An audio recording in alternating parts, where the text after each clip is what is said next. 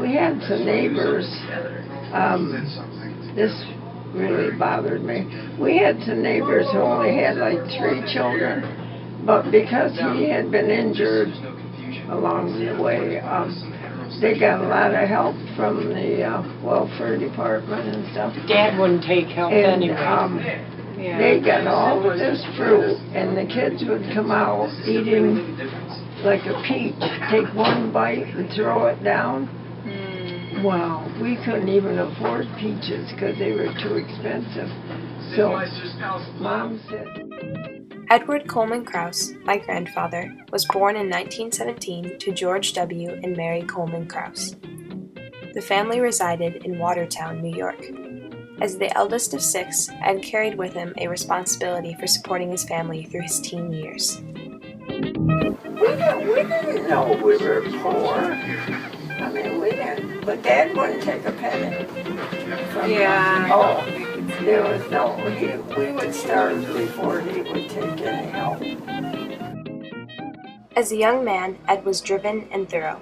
This short autobiography, written for a school project in either 1934 or 35, demonstrates his extreme attention to detail and the apparent makings of a graphic artist. His sister commented that when he did lawn work, he didn't just go in and mow the lawns, he manicured them. Ed showed an interest in photography at an early age, snapping pictures with his simple box-shaped Brownie camera. In high school, he set up a darkroom to develop his photos in a tiny closet at his girlfriend Nunita's house. He spent several hours there, improving his technique. He began working for a local shopkeeper named Severance, who sought Ed out to set up a photography department. After graduation, his father encouraged him to take a job at the New York Air Brake Company, where he worked, because it was steady and dependable. After about 6 weeks, Edward decided it wasn't for him. It was concluded that Ed was more of a professional man. It was a whole screwy time anyway. You know, it's just, it wasn't a natural wedding, I guess you'd call it. It was all mixed up. They moved to Syracuse, and there he found a job at the Chimes Tower building taking aerial photos for construction work around the city. In April of 1944, Ed was drafted into the military and was faced with a choice, either the Army or the Navy. As a teen, Ed had remained a loyal member of the Sea Scouts and expressed a deep interest in all things maritime. His infatuation with ships was so great, in fact, that later in life he continued a membership in the Monroe Boat Club for over 30 years, although he never did own a boat. So, naturally, at the time, he chose enlistment in the Navy. Unlike his brother Donald and the majority of young men who served in World War II, Ed was able to stay in the United States as opposed to fighting abroad. His photographic expertise sent him south to the Naval Air Station in Pensacola, Florida. For his naval training, he flew in and around the Gulf of Mexico while photographing ships in the surrounding area. Soon he was transferred to Washington, D.C.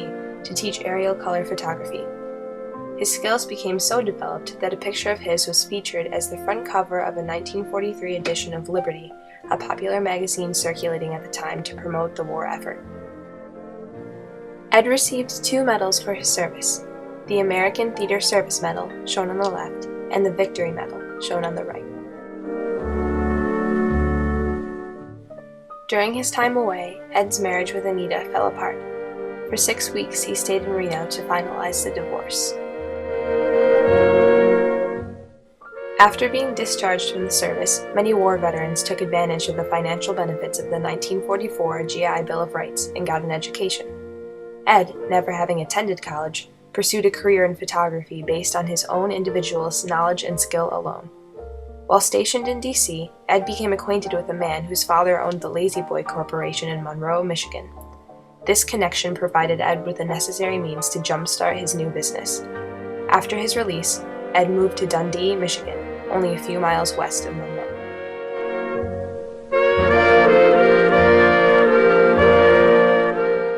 While living in Dundee, Ed fell in love with a friend, Arlene. They had initially met working in an office in D.C. Coincidentally, her hometown was also Dundee, Michigan, where she had returned after the war had ended. Ed and Arlene married in 1947 and gave birth to 3 children, Edward, Mary, and Anne.